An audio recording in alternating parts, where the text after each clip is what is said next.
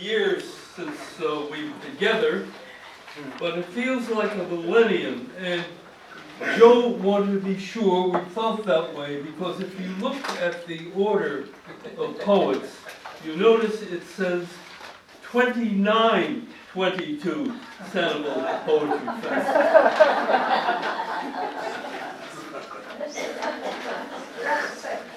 You know, a poem I should have written for today would be a poem bright and cheery, celebrate the return of poets and poetry. To say, goodbye COVID, you've made us so weary, that's the poem I should have written. A poem of springtime and flowers and bowers, of sunshine and showers, of languid, happy, productive hours. That's the poem I should have written, but I didn't.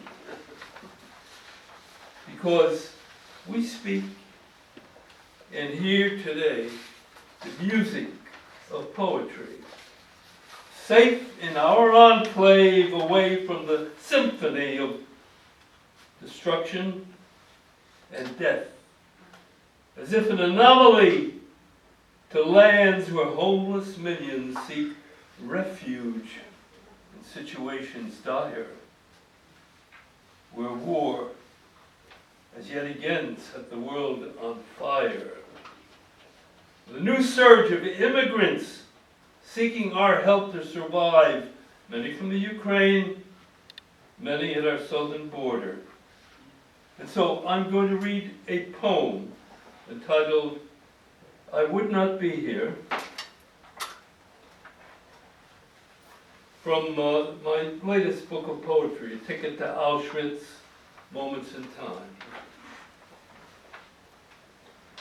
I would not be here, but in an alien land, if doors had been closed, the welcoming torch extinguished by bigoted rhetoric, barring those who bore me, my mother and father, seeking refuge from war, from prejudice, from poverty, from pestilence, from repression, from violence, from the threat of death, like millions of others, from entering the golden door to build as those for 5 centuries before, a country that held the promise of salvation in a world of indifference and pain.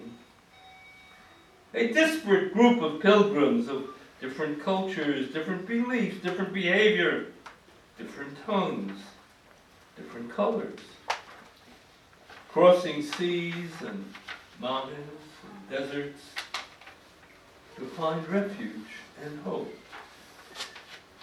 Not always benign, the refuge, the vicious hate and evil of slavery, the Pinkertons and the scabs, the sweatshops and road gangs, the slums next to penthouses, the economic inequality.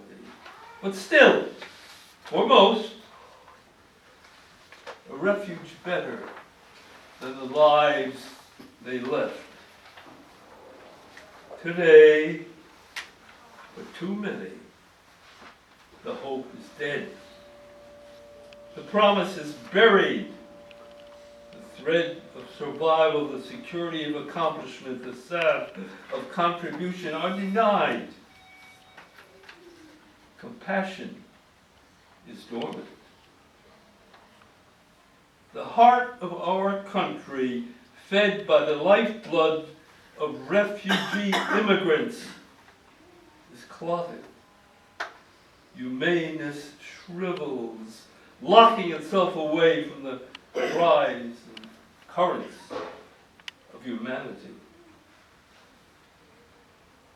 If yesterday were today, I would not be here to write this, but likely part of a pile of ashes in some foreign land.